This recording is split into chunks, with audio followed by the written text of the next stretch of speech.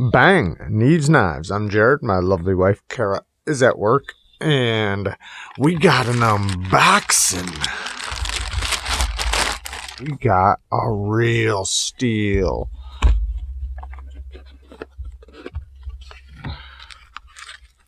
Now, Real Steel sent this to me. They asked me if I wanted to check this out.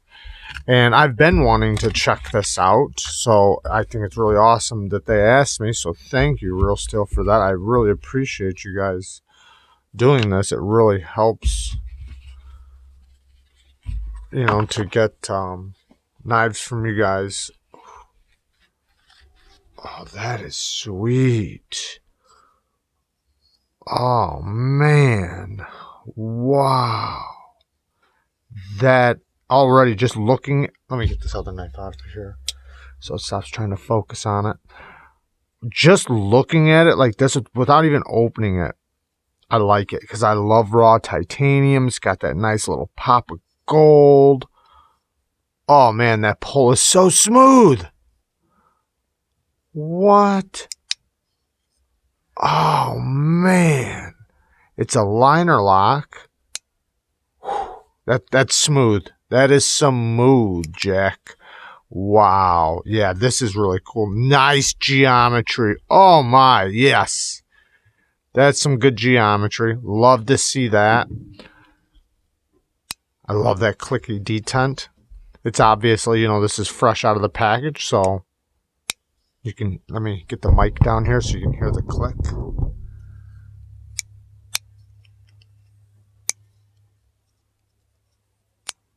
Now, this is obviously a Poltergeist design. You can see his logo right there. I've had one other Poltergeist design on the channel, and I liked it. I think I've only had one. I might have had two, but I did like it, though, quite a bit. And I'm liking this a lot. Titanium, very, very light. Is there milling in there? Oh, yeah, there's some milling in there. So the clip looks very, very useful. Very nice in the hand. Like I said, I love the geometry. Nice sharpening choil. Sharpening notch. They got this jimping right here. Really helps for traction for this pinch grip. Which is going to be, you know, a big way you use this, you know, is going to be with that pinch grip, or even if you use it like this, that little wrap around with your finger is really going to help, or the middle finger, the access to the lock bar. It's not like massive or anything, but it's still easy to get to. Nice consistent smoothness. I don't think I can pinch it out one-handed, but I'm going to try. If I gotta fight this hard, then it's a no.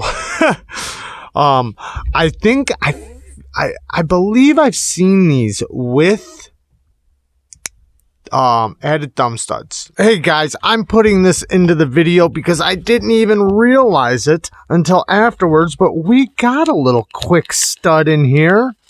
Are you kidding me? How did I miss that? Well, of course I missed it. But check that out. We got a gold little stud we can put on there. So it also has a thumb stud. That's awesome. I love that. Love, love, love that. And then let's check out the card really quick. Here's the card. It's, you know, birth date, I guess you could say. It's certificate of authenticity. And then we got patches. Man, they really go all out, don't they? And this I'm very, very excited about.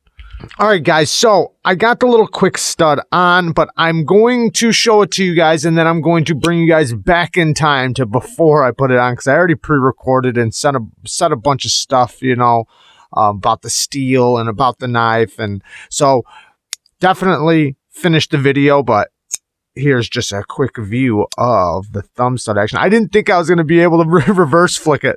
That's actually not too hard, because it's it sits like at an angle a little bit. So, and I can move it too. So if the positioning isn't right, I can put it to a better spot. But it works good. Works great. No complaints. And it just looks cool. Now, I am going to have to take it back off and Loctite it. You always want to make sure you do that, because you don't want it, you know, slowly backing out or anything. works really good. And that slow roll's really nice with that stud. But in some places you can't have, you know, in some countries, I don't know, places here we can have whatever, but I know that some places they can't, so it's cool for it to just be, you know, a pinch and pull. You know, it's still a locking knife, but very, very awesome. Real Steel's got all kinds of great knives. I wish I had more of them on the channel. I have had a few. I love the Metamorph. I loved a bunch of different. I don't even want to start naming them because then I'm going to forget some of them, but I definitely love Real Steel knives. I wish I had a lot more of them on the channel, and you know, maybe we can start getting a lot more. So definitely check out Real Steel. You can find them online. You can find them at you know, knife dealers, different knife dealers. So definitely check Real. I've always been impressed with Real Steel knives. So I think there was only one time that I was you know, like not underwhelmed, but I didn't really like it. So, all right, guys, let's go back in time to before I knew about the thumb stud. Also, you have the traction right here from this jimping. I just realized that.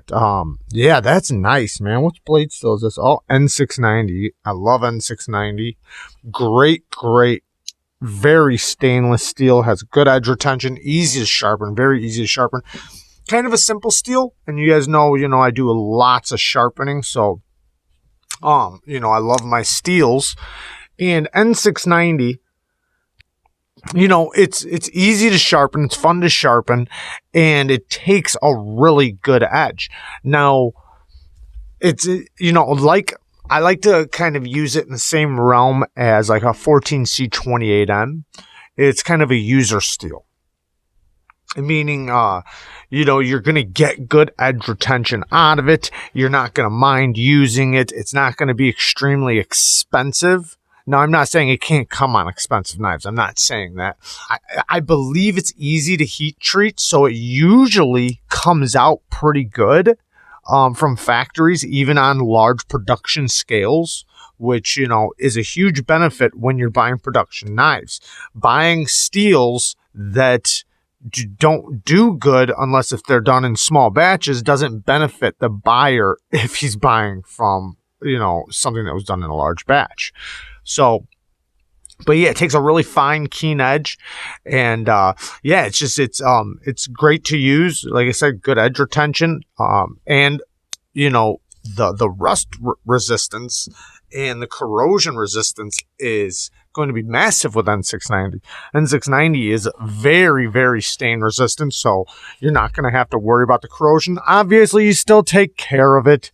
You don't, you know, just because it's, you know, very, very stainless like that, that doesn't mean, you know, go and not take care of the steel, but you're most likely never going to have an issue, especially if you take care of it. I love that for the lock bar insert, they added the gold.